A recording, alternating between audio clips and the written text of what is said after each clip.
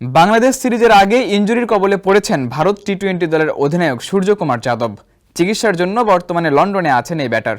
অপারেশনের পর আগামী কয়েক মাস থাকতে হতে পারে মাঠের বাইরে। বাংলাদেশ সফরের আগে দুর্বল ভারতের সুযোগ কাজে লাগাতে পারবে টাইগাররা? বিস্তারিত জানাচ্ছেন রাফিউল ইসলাম রাতুল। ইনজুরির কারণে বাংলাদেশের বিপক্ষে খেলা অনিশ্চিত ভারত টি-20 দলের অধিনায়ক সূর্যকুমার যাদবের। বর্তমানে চিকিৎসার জন্য লন্ডনে আছেন এই ব্যাটার। ৩৩ বছর বয়সী এই ক্রিকেটার অপারেশনের পর আগামী কয়েক মাস থাকবেন মাঠের বাইরে। ফলে ভারত বাংলাদেশ সিরিজে তার অংশগ্রহণ অনেকটাই অনিশ্চিত, এমনটি বলছে ভারতের গণমাধ্যম। ভারতের টি-20 দলের নিয়মিত অধিনায়কের এই অনুপস্থিতি এক সুযোগ হতে পারে বাংলাদেশের সামনে।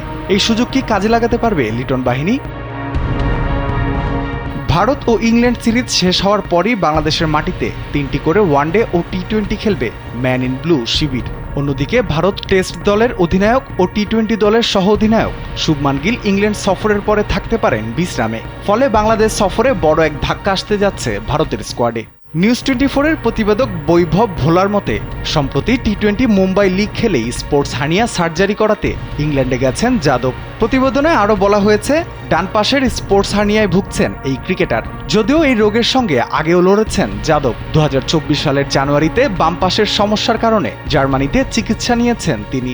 এরপর অংশ নিয়েছেন আইপিএল এবং টি-20 বিশ্বকাপে। শিরোপা জয়ে দলের জন্য বয়ে এনেছিলেন দারুণ সাফল্য।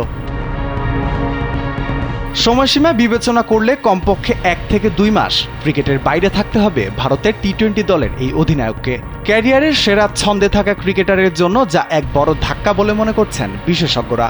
সম্প্রতি আইপিএল মৌসুমেও ব্যাট হাতে বেশ ছন্দে ছিলেন তিনি। আইপিএল 2025 মৌসুমের এমভিপি সম্মাননা পাওয়া এই ক্রিকেটারের অনুপস্থিতি এক বড় সুযোগ টাইগারদের সামনে। ভারতের এই দুঃসময় কিভাবে কাজে লাগায় বাংলাদেশ, তা হয়তো সময়ই বলে দিবে। রাফিউল ইসলাম রাতুল, কালবেলা।